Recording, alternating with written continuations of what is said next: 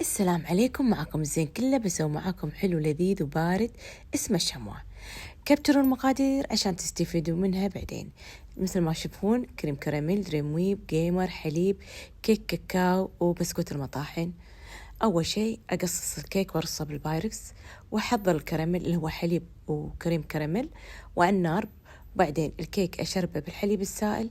جهز معي الكريم كراميل، أحطه بالخلاط وأضيف عليه ملعقة من النسكافيه وظرف من دريم ويب وعلبة من الجيمر والبسكوت اللي أنا قلت لكم عنه مال المطاحن، وأي بسكوت تحبينه مو مشكلة، وعلى الخلاط. وبعدين أصبه شوي شوي فوق الكيك عشان ما يتخربط معاي.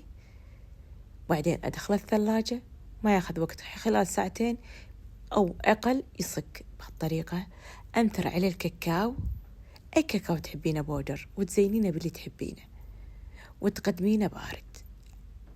ما أشرح لكم شنو لذيذ، وايد لذيذ، جربوه وما راح تندمون. علينا وعلى عيونكم بالعافية.